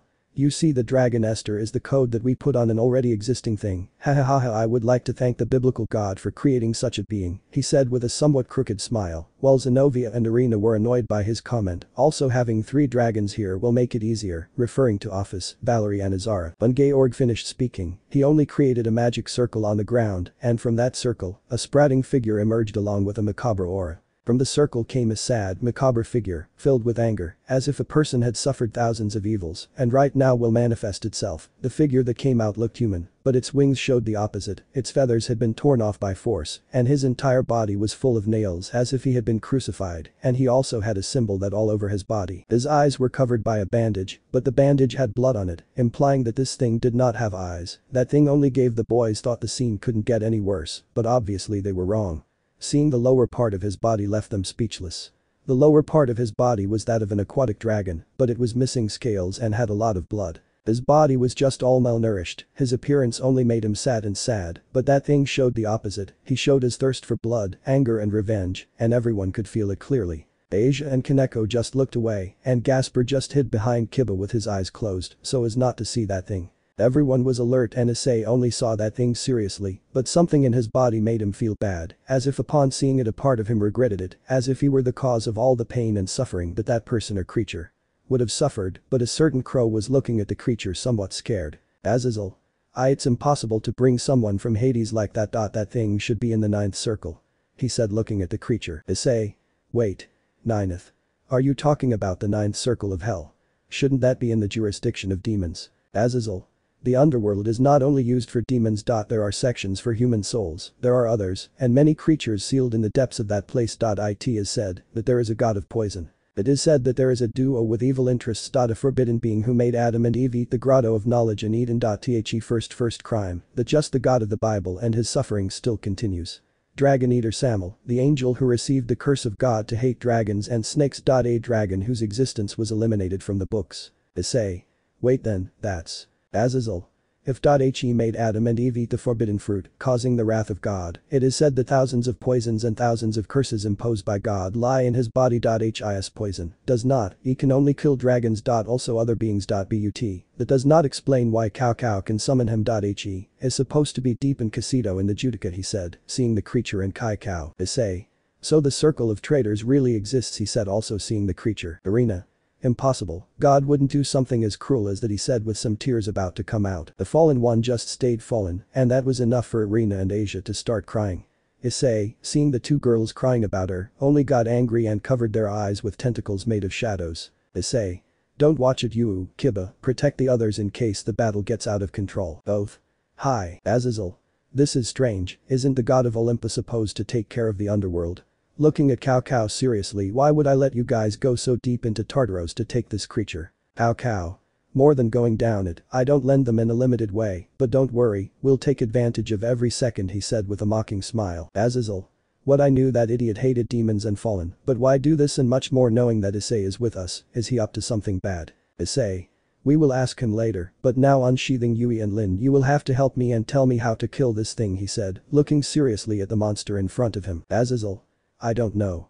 It's the first time I've had something like this in front of me. Anyway, be careful, if any of its blood touches you, it will cause you the greatest pain you've ever felt. Issei. Well, Yui, Lin, any advice? Yui. No, sorry master, but with its flames and even more the tires of God's creation, it could cause a lot of damage. Lin. Sorry, I can't help more than that. Issei. It's okay, well, when the creature in front of him lets dance, he said with a smile. Cao Cao. Eat it, he said, so that the monster would growl and the battle would begin. The crucified dragon only opened its mouth after growling darkly. It pulled out a very long tongue, which withdrew and managed to reach the lowly dragon, who was covered in a black cube when touched by the tongue. Issei. Kiba. Hina. Hi. The boy only launched himself with a sword and tried to break the bucket, but his wife, upon making contact with it, caused the sword to be swallowed as if the bucket were some kind of mud. Valerie, Riaz and Akeno tried to free the Gothic loli, but the cube didn't even move as their attacks were swallowed. Issei covered Lin with white kingogi and cut the creature's tongue with one slash, surprising Cao Cao, and after that Issei only jumped to help the monster, but it seemed to attack Issei with total rage and fury. Issei at one point dodged a slash from the creature, but blood splattered on Issei's clothes and he had to take it off and create it quickly so as not to be hurt by its blood that seemed to grab him. Azazel. Be careful, Issei, Samael is nothing you've dealt with before. Issei. I know, he said, something annoyed looking at the creature in front of him. Zenobia saw an opening in the creature's defense, and with her sword, she lunged to attack it, but her attack was quickly blocked by Cao Cao. Cao Cao. Not bad, it seems like they improved, he said while his spear got in the way of attacking Samael. Zenobia. Was I that obvious? He said, separating and when Kai Cao would be. Cao Cao. Haha, if I don't get serious this could get complicated. Georg, take care of that hybrid, I'll leave you control of Samael, he said looking at his partner. I'll take care of the dragons, he said, looking at Azara and Valerie. Georg. Are you sure? They are two celestial dragons, he said looking at his boss. Cao Cao. If I can't handle something as simple as that, then I don't deserve to carry this spear, he said looking at his spear while showing a mocking smile. Valerie. TSK clicking his tongue, don't underestimate me, you bastard. Azara. Yes, we are stronger than you. Cao Cao. We'll see about that. Balance breaker. As he said that, Cao Cao was covered by a flash, and when he disappeared, 7 spheres appeared around him. Cao Cao. Haha, this is my polar might Longinus Chakra Valdine, even if it's just a kind of balance breaker I know it will be enough to defeat the silly girls, he said with a mocking look. Valerie and Azara were about to attack, but their powers did not react, and at that moment they were both crossed by 2 of the spheres, causing their stomachs to have giant holes in their stomachs. Riaz. Azara. Hiroka. Valerie. Cao Cao. Ha ha ha ha, they can't beat me, that was one of my 7 Chitsuka Ritaba spheres, she said with an arrogant smile. Issei became enraged and without his white flames, healed both of them in seconds. Akeno tried to attack along with Sarah and Akane, but Cao Cao said some strange words before his attacks disappeared. Cao Cao. It's a Teratana said so that both attacks were teleported to another side. Hahaha. Do you really think you can against me? Hahaha. It's a shame that he can only seal the power of women. It would have been interesting to use it against you, hybrid, he said looking at Issei. That surprised everyone, but made Issei smile in a sadistic way. Issei. Thanks for the information, idiot. Cerberus. When saying that, his faithful companion came out of Issei's shadow and attacked Cao Cao. It was difficult for him to dodge 3 more heads of the giant dog, but at that moment the sword of light stabbed him into his shoulder. Cao Cao. I looking at the sword of light. Issei. Haha, maybe only with women you can do that. But he said, creating hundreds of angels made of light. I'm something else. The angels rushed toward Samuel and Cao Cao. The crucified dragon only grunted in pain as he felt how the handcuffs of light cut and burned his bodies, and Cao Cao received one or another superficial cuts from the other angels. Cao Cao, seeing that he was outnumbered by many, just decided to retreat and let Hades' gift take care of the rest. Cao Cao. Shit-sama. The man could not finish as he felt chains wrap around his legs and pull them to the ground. What of? Issei. You know, you're not the only one who has new toys, he said, taking out Blue Rose. Cao Cao. Jellyfish ice cream looking at Issei. Saying that, Issei's legs turned into stone, preventing him from moving, but the albino quickly covered himself in white fire, destroying the curse that the hero cast at him. Cao Cao. Shit, it's stronger, much stronger, let's not go Georg, Samuel. When he said that, the crucified dragon moved his words even more so that his blood fell to the ground and a black cloud covered Azara and Valerie, and when it cleared, they both fell to the ground pale, while blood came out of Azara's mouth and eyes. Issei saw that in surprise and quickly healed both of them. Cao Cao. How much do we have, Georg? Georg. Enough. Cao Cao. Good. After that, Kai Cao just snapped his fingers, making Samuel remove the cube that covered Office while he screamed in pain and agony. Office. My power. Was absorbed. That's your goal, he said looking at Cao Cao. Cao Cao. That's right, we wanted to weaken and take your power for ourselves, but we came up with something better. Ha, we will dine on a new Ouroboros, he said with an evil smile. Azazel. And now you're leaving. Cao Cao. Of course I'm greatly outnumbered, and I know I still can't beat him, pointing at Issei. My plan was just to steal the power of the 2 celestial dragons along with Offices, so now I'm leaving, and I wish you luck to survive against the Shinigami. Maybe if you do it another day we can face each other again, he said to disappear in a purple cloud next to the Samuel monster. Upon hearing what the Shinigami said, several angrily broke the walls of the room they were in to attack the boys, but Issei increased his aura, making them stop, intimidated. Shinigami-1. I know you, he said looking at Issei. You use our name in the supernatural world. Issei. I didn't choose the name, they just gave it to me, he said seriously, looking at the Grim Reaper in front of him. Shinigami-2. You know the trouble you and your friends got into, right? Hades-sama ordered us to execute them, we are going to have to.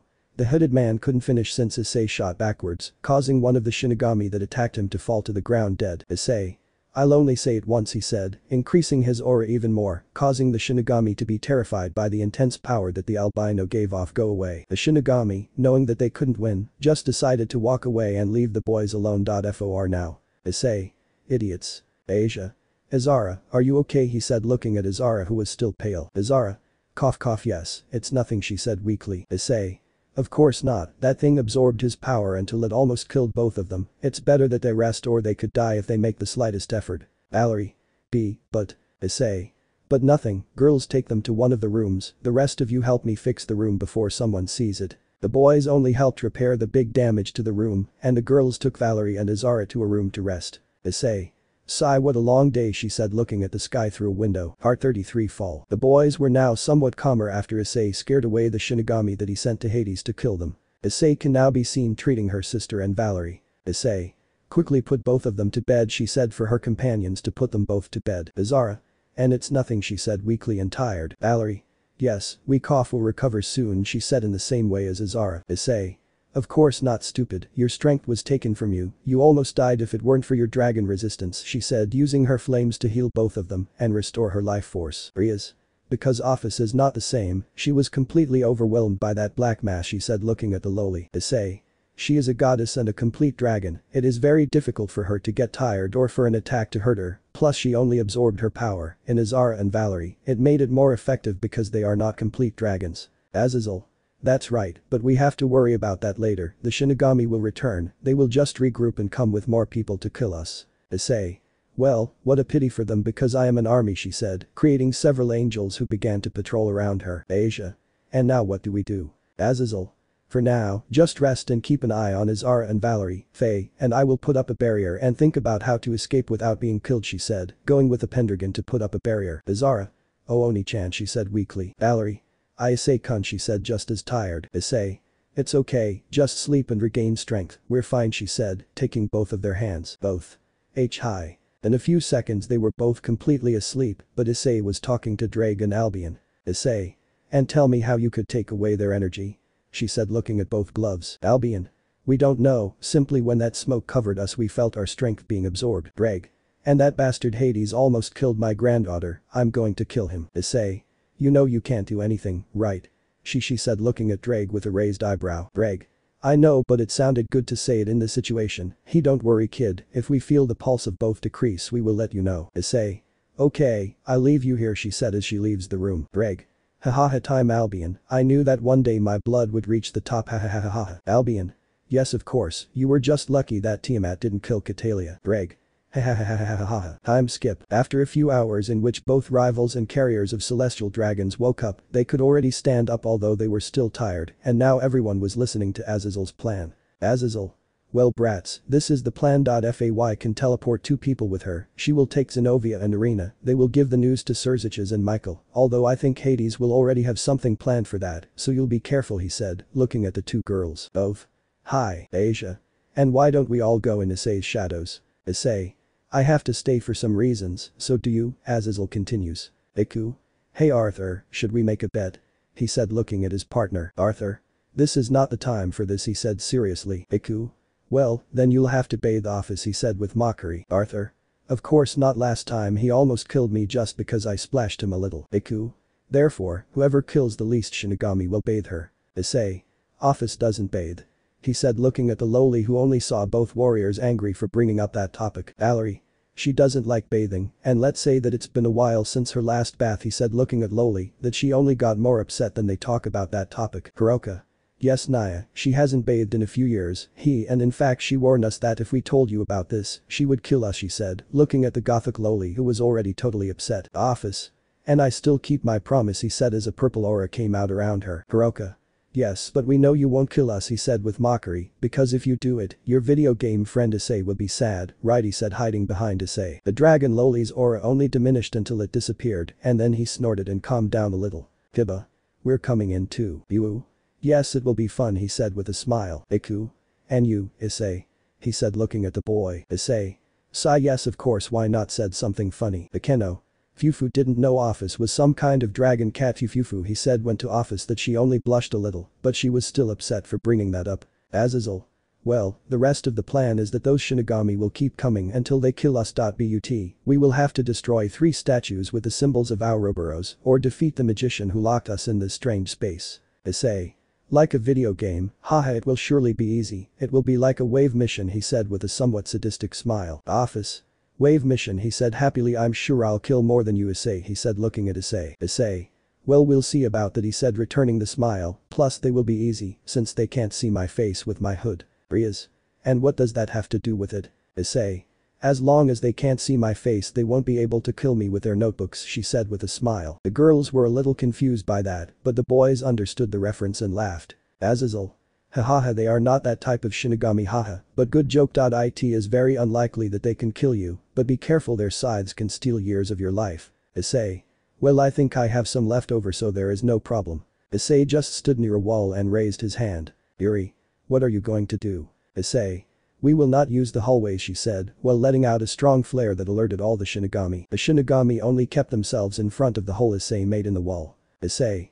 Guys the competition starts now he said to jump on the skeletons with scythes starting to kill them. The guys just got serious and also started quickly killing the skeletons. The others also began to kill the skeletons, and now a black-haired woman could be seen surrounded by the Grim Reapers. Ikeno.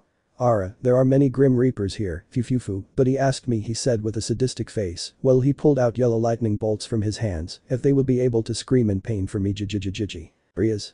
Let's end this quickly, he said while launching a large ball of destruction, causing several of them to be destroyed by just touching the crimson sphere. Office. Don't forget about me, he said, starting to attack too. The dragon only created a giant sphere of power and then threw it at the skeletons, causing several to disintegrate and leaving a large crater in the place. Azazel. That's why I didn't want her to fight, he said, looking at the giant crater left by the loli's attack. Say. Stop complaining and fight, she said with a smile, cutting a skeleton in half and shooting another with her revolver. Siegfried. You know you should take this more seriously, he said, arriving with more reapers. Say. So that idiot Cao Cao sent his dog to fight, said, looking at Siegfried. You? Brother, he and I have matters to resolve, he said. Yes, he would be the hero. Hibba. Me too. Siegfried. Haha, don't think that I haven't been doing anything, he said, looking at both of them with a somewhat mocking smile. And trained for this, to kill you idiots, he said, making the brands go for it. Hibba. I think a little help wouldn't hurt, he said, seeing the bunch of skeletons that were coming to them. Issei only created a wall that contained the skeletons for a few moments, while Issei smiled in a somewhat macabre way towards the hero. Issei. You know, Siegfried, I have studied your history a little. Haha, you became invulnerable by killing a dragon and bathing in its blood. Don't you feel like repeating that battle, he said. Look at the hero's sadistic signature. Siegfried. Issei. Get out of hell and obey your king Fafnir. As he finished speaking, a crack in the earth appeared and a giant black dragon emerged from it. Siegfried. That's impossible. That thing is dead. Fafnir. What the hell, who me? The dragon stopped talking when he saw Siegfried. You bastard. Issei. So you are Fafnir, he said, looking at the dragon. Fafnir. You took me out of hell, boy, he said, looking at Issei. Issei. If I come to make you a proposal, you help us, and in exchange, I will give you the body and soul of the idiot who killed you. Deal? He said, seeing the dragon. Fafnir. If you let me chew this bastard in my jaws, I will, he said, looking at the hero with anger. Issei. Well guys, I'll leave Fafnir to help you. The boy couldn't finish since a Grim Reaper attacked him, but this one was different, more vivid latency than the others. You. I think he is enough, he said more confidently as he saw the dragon begin to attack the hero, while he took out his 6 arms to fight. A pleasure descendant of the king of demons and god of the Bible, he said, bowing. I am Pluto, and I come to take your soul, he said, pointing his scythe at Issei. Issei. Ha ha ha ha ha. Wait, really? Ha ha ha. Is Pluto calling you? Pluto. Yes, he said, looking at Issei confused. Issei. Ha ha ha ha ha ha. Tell me where Mikey is. I want to say hello, he said, looking around mockingly. The skeleton did not understand, but a large shock sling tried to hit him that came from Azazel. Azazel. I'll take care of Issei. You continue. Ha ha ha. Let's see what you can do. Ha ha ha ha. Pluto. Ha ha ha ha ha. Also laughing. The Reaper lunged at the fallen man, and Azazel stopped laughing and took out his 12 wings and thought about attacking too. Rias. I Sakeno and I toppled a statue, he said, throwing spheres of destruction at the skeletons. Issei. So I'm going for the second one. Issei saw the statue in the distance, but a large number of Grim Reapers covered it. When Issei saw that, he just smiled and took out his revolver to load a shot full of lightning, destroying the statue, along with the Grim Reapers that were in the middle. Siegfried, seeing that only Georg's statue remained, only ran until he reached his companion, while Fafnir chased him, while he let his fire breath destroy everything in his path. Georg. Siegfried, what? The hero didn't finish speaking since he had to create a barrier so that Fafnir's fire breath wouldn't incinerate them. What the hell, Siegfried? This is not it. Siegfried. Yes, the hybrid bastard brought Fafnir out of hell. Georg. But how Hades is supposed to take care of hell? Issei. You idiots played your cards wrong, he said, appearing next to Fafnir. I could have always taken any creature out of hell. Haha, of course, Hades would surely have scolded me for that, haha. But now that I know that the bastard tried to kill me by doing the same thing, I don't see the problem in copying his play, he said, she with a smile. Fafnir only hit Georg's barrier hard to destroy it and devoured them both, while Issei took care of the surrounding Reapers. Both heroes already believed they were dead, but then a dark shadow came out of a demon who thought they were dead. Siegfried. Shalba, he said, watching her come out of the shadows with a baby in her arms. Issei. So they also took you out of hell, he said, seeing a demon. Shalba. Did you think your torture would kill me? Issei. Fafnir, you take care of Georg and Siegfried, while I take care of killing this idiot, he said, looking at the dragon. Fafnir.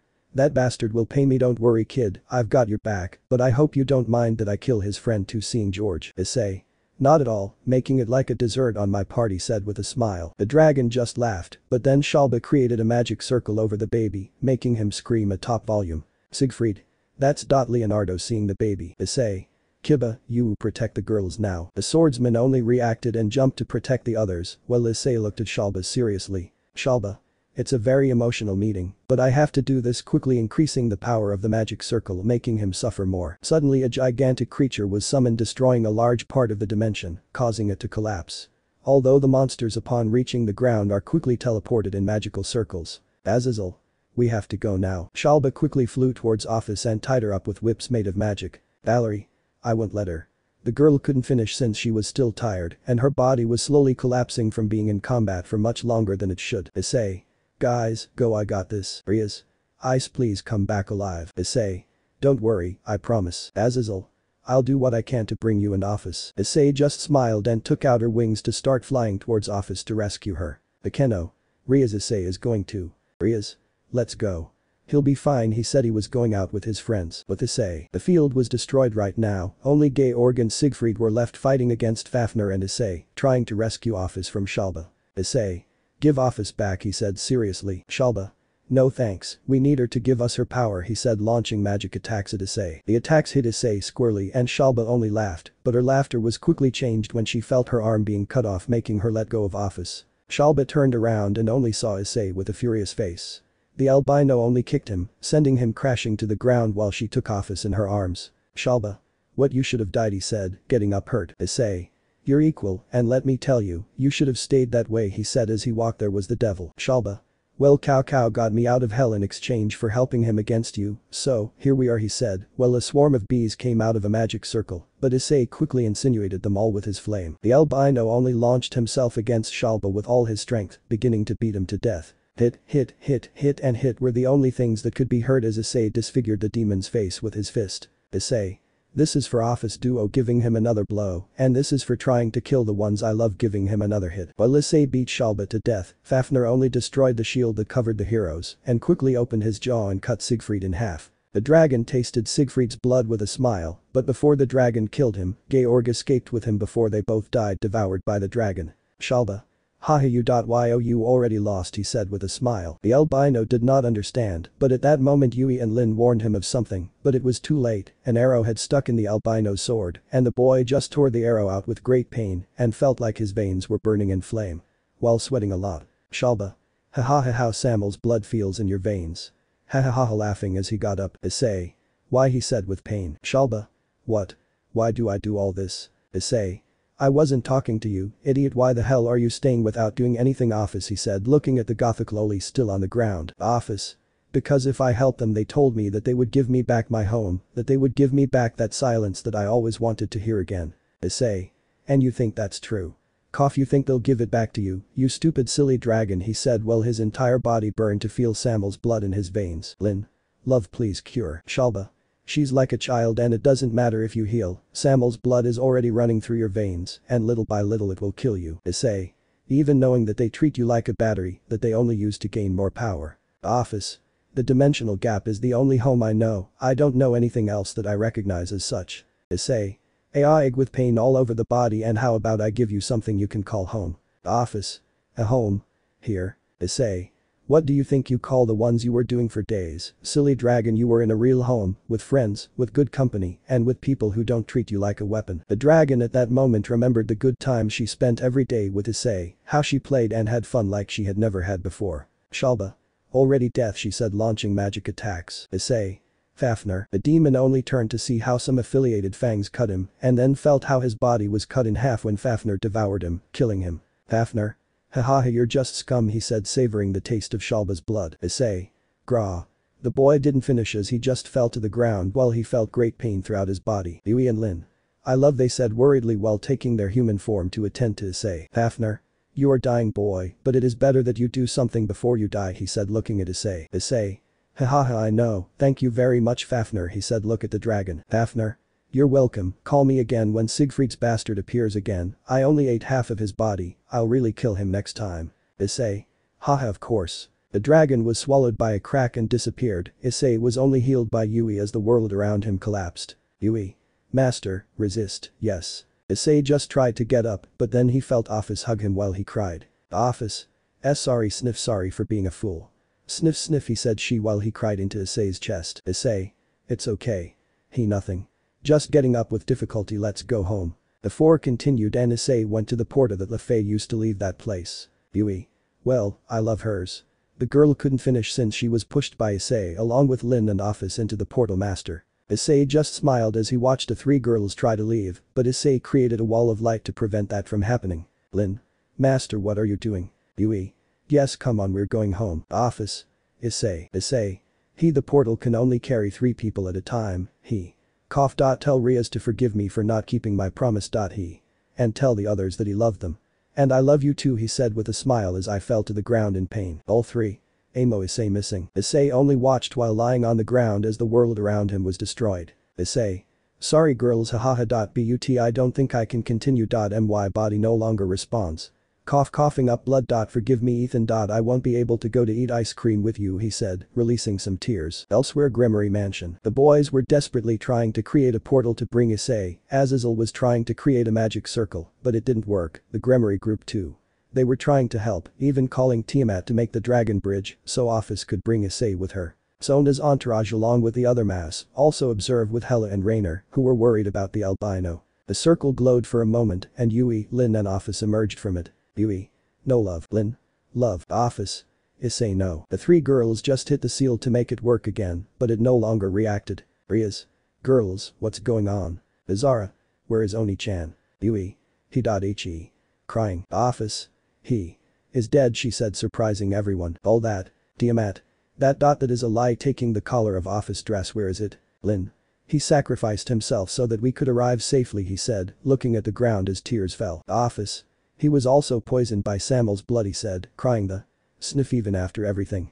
Sniffy saved me instead of leaving me. The girls were just shocked by what they heard and the boys just lowered their heads in pain, knowing that Issei had died. Rias. Ice. Said, falling on his knees, crying. Ice. Let me know in the comments below if you guys want the next part. Also check out my other video that has been shown and left. Thank you for watching. If you enjoyed this video, please like and share this video. And have a fantastic day. Bye.